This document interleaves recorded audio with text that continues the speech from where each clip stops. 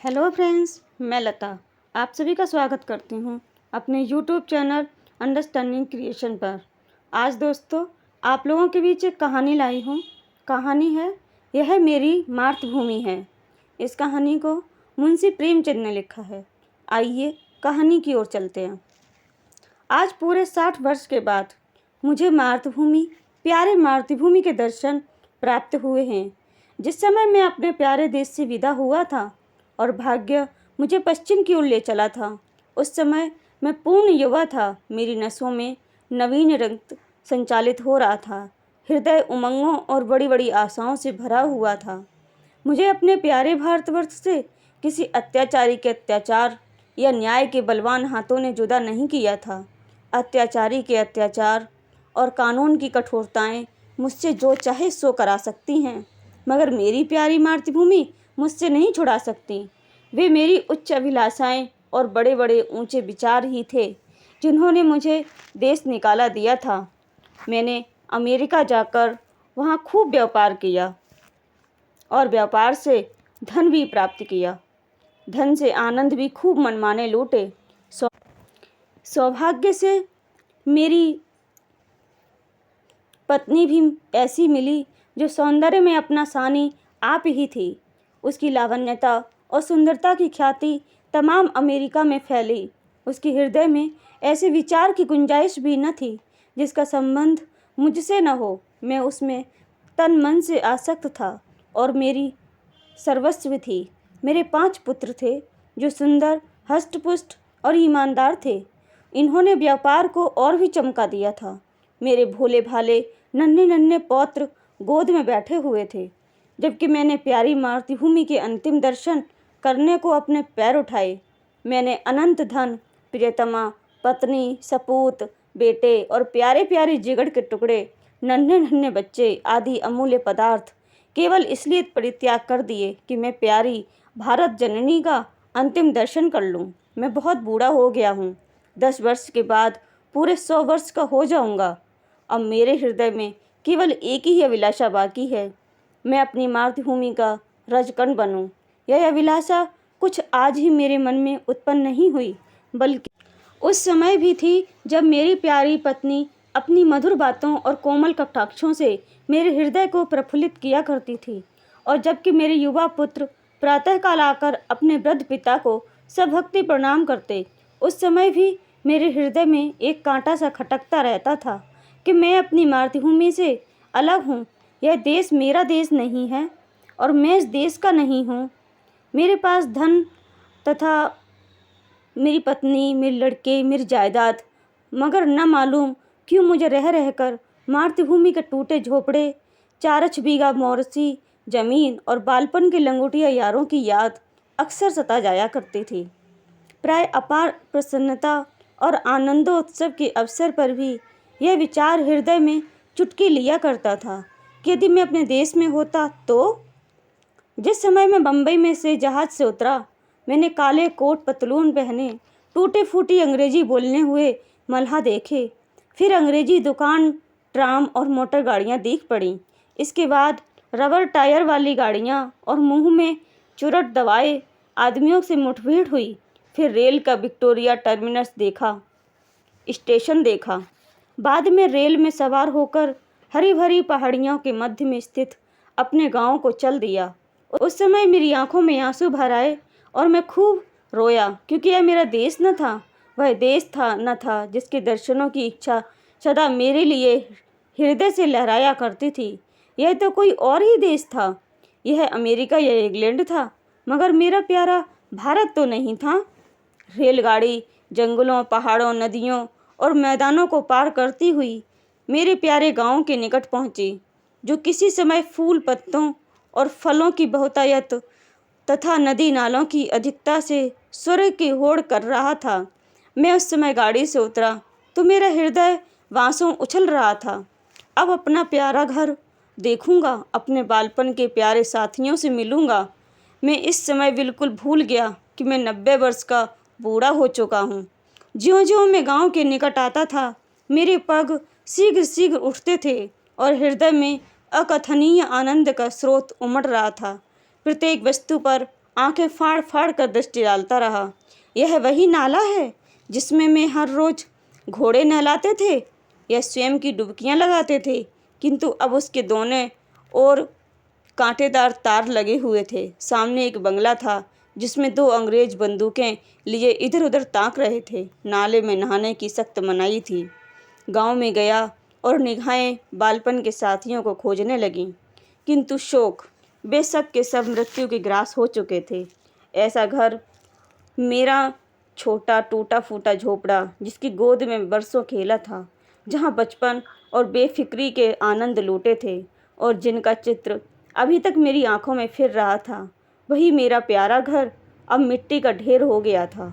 वह स्थान गैर आबाद न था। सैकड़ों आदमी चलते चलते दृष्टि में आते थे, जो अदालत कचहरी और थाना पुलिस की बातें कर रहे थे। उनके मुखों से चिंता, निर्जीवता और उदासी प्रदर्शित होती थी और वे सब सांसारिक चिंताओं में व्यथित मालूम होते थे। मेरे साथियों के समान हष्ट-पुष्ट, बलवान, लाल चेहरे वाले नवयुवक कहीं देख न पड़ते थे।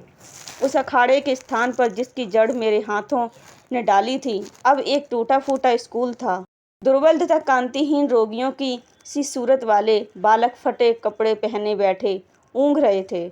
उनको देखकर सहसा मेरे मुख से निकल पड़ा कि नहीं नहीं, यह मेरा प्यारा भारत देश नहीं।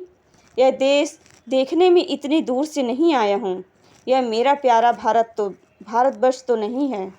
बरगद के पेड़ की ओर मैं दौड़ा, जिसकी सुहावनी छाया में मैंने बचपन के आनंद उड़ाए थे, जो हमारे छुटपन का करीना स्थल और युवावस्था का सुखप्रद वासस्थान था। आहा! इस प्यारे बरगद को देखते ही हृदय पर एक बड़ा आघात पहुंचा और दिल में महान शोक उत्पन्न हुआ। उसको देखकर ऐसी ऐसी दुखदायक तथा हृदय विदारक स्मृतियाँ ताज़ी हो गईं कि घंटों पृथ्वी पर बैठे बैठे मैं आंसू बहाता रहा। हाँ, यही बरगद है जिसकी डालों पर चढ़कर मैं फुनगियों तक पहुँचता था, जिसकी जटाएं हमारा झूला थीं और जिसके फल हमें सारे संसार की मिठाइयों से अधिक स्वादिष्ट मालूम होते थे। मेरे गले में बाहें डालकर खेलने वाले लंगोटिया यार, जो कभी रूठते थे कभी मनाते थे, कहाँ गए? हाय, बिना घरबार का मुसाफिर अब क्या अकेला ही हूँ? क्या मेरा कोई भी साथी नहीं?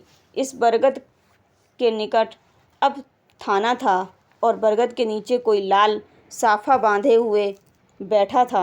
उसके आसपास 10-20 लाल पगड़ी वाले करबद्ध खड़े थे। वहाँ फटे पुराने कपड़े पहने दुर्विग्रस्त पुरुष, जिस पर अभी चाबुकों की बौछार हुई थी, पड़ा सिसक रहा था। मुझे ध्यान आया कि यह मेरा प्यारा देश नहीं है, कोई और देश है। यह यूरोप है, अमेरिका है, मगर मेरी प्यारी मातृभूमि तो नहीं है, कदापि नहीं है। इधर से निराश होकर मैं उस चौपाल की ओर चला, जहाँ शाम के वक्त पिताजी के गांव के अन्य बुजुर्गों के साथ हुक्का पीते और हंसी कह उड़ाते थे। हम भी उस टाट के बिछौने पर कलाबाजियाँ खाया करते थे। कभी कभी वहाँ पंचायत भी बैठती थी, जिसके सरपंच सदा पिताजी ही हुआ करते थे। इसी चौपाल के पास एक गौशाला थी, जहाँ गांव भर की गायें रखी जाती थीं और बछड़ों के साथ हम यहीं किलोले किया करते थे। शौक कि अब उस चौपाल का पता तक न था। वहाँ अब गांव में टीका लगाने की चौकी और डाकखाना था। उस समय इसी चौपाल से लगा एक कोल्हू-बाड़ा था, जहाँ जाड़े के दिनों में ईख पेरी जाती थी और गुड़ की सुगंध से मस्तिष्क पूर्ण हो जाता था और हम हमारे साथी वहाँ गडरियों के लिए बैठे रहते और गडरिये करने वाले मजदूरों के हस्त लाघव को देखकर आश्चर्य किया करते थे। वहाँ हजारों बार मैंने कच्चा रस और पका दूध मिलाकर पिया था और वहाँ आसपास के घरों की स्त्रियाँ और बालक अपने अपने घड़े लेकर आते थे और उनमें रस भरकर ले जाते थे। शौक है कि अब वे कोल्हू अब तक ज्यों के त्यों खड़े थे, किंतु कोल्हू बाड़े की जगह पर अब एक सन लपेटने वाली मशीन लगी थी और उसके सामने एक तंबोली और सिगरेट वाले की दुकान थी। इन हृदय विदारक दृश्यों को देखकर मैंने दुखित हृदय से एक आदमी से, जो देखने में सभ्य मालूम होता था, पूछा, महाशय, मैं एक परदेसी यात्री हूँ, रात भर लेट रहने की मुझे आज्ञा दीजिएगा। इस आदमी ने मुझे सिर से पैर तक गहरी दृष्टि से देखा और कहने लगा, आगे जाओ, यहाँ जगह नहीं है। मैं आगे गया और वहाँ से भी यही उत्तर मिला, आगे जाओ। 5वीं बार एक सज्जन से स्थान मांगने पर उन्होंने एक मुट्ठी चने मेरे हाथ पर रख दिए। चने मेरे हाथ से छूटे पड़े और नेत्रों से अविरल अश्रुधारा बहने लगी। मुख से सहसा निकल पड़ा कि हाय, यह मेरा देश नहीं है, यह कोई और ही देश है। हमारा अतिथि सत्कारी प्यारा भारत नहीं है, कदापि नहीं। मैंने एक सिगरेट की डिबिया खरीदी और एक सुनसान जगह पर बैठकर सिगरेट पीते हुए पूर्व समय की ओर याद करने लगा कि अचानक मुझे धर्मशाला का स्मरण हो आया, जो मेरे विदेश जाते समय बन रही थी। मैं उसकी ओर लपका कि रात किसी प्रकार वहाँ काट लूँ, मगर शोक, महान शोक।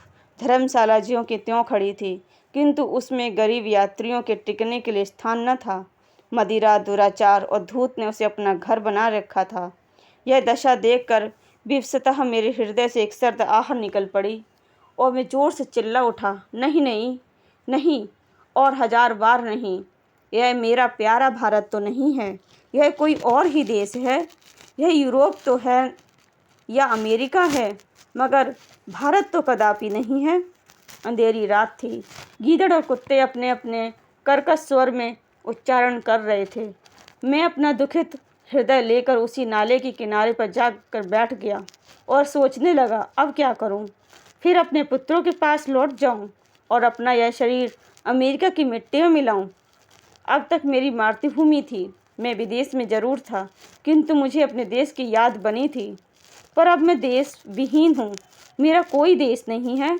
इसी सोच विचार में मैं बहुत देर तक घुटनों पर सिर रखकर मौन रहा। रात्रि नेतों में ही व्यतीत की। घंटे वाले ने 3 बजाए और किसी के गाने का शब्द कानों में आया। हृदय गदगद हो गया कि यह तो देश का ही राग है, यह तो मातृभूमि का ही स्वर है। मैं तुरंत खड़ा हुआ और क्या देखता हूँ कि 15-20 वृद्ध स्त्रियां सफ़ेद धोतियां पहने, हाथों में लोटे लिए स्नान किए जा रही हैं और गाती जाती हैं, हमारे प्रभु अवगुण चित्त न धरो।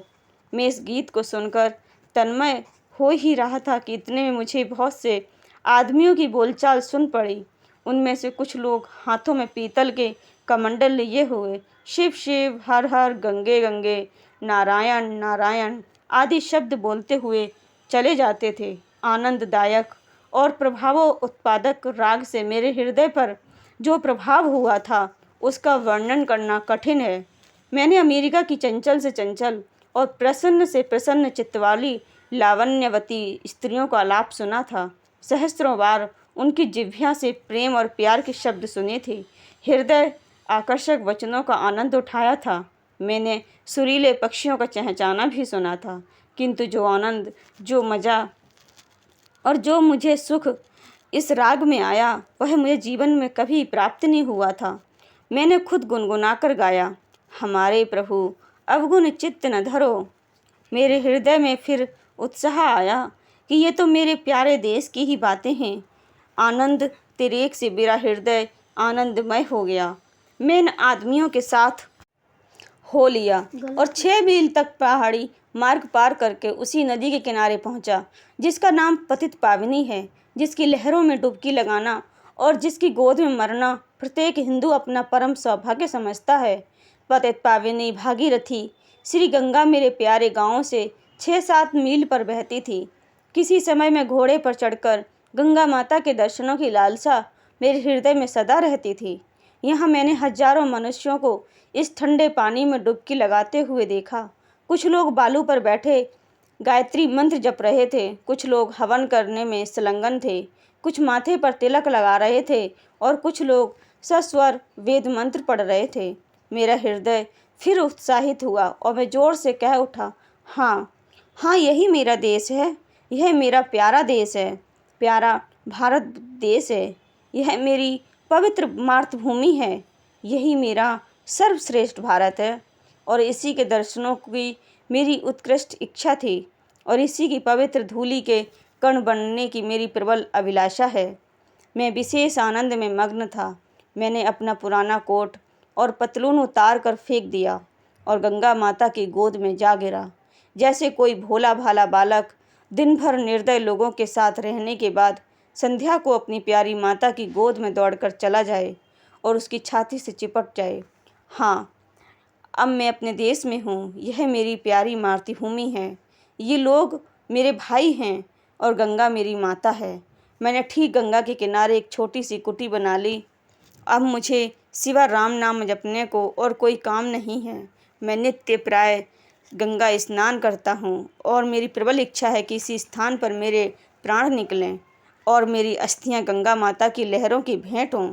मेरी स्त्री और मेरे पुत्र बार बार बुलाते हैं, मगर अब मैं गंगा माता का तट और अपना प्यारा देश छोड़कर वहाँ नहीं जा सकता।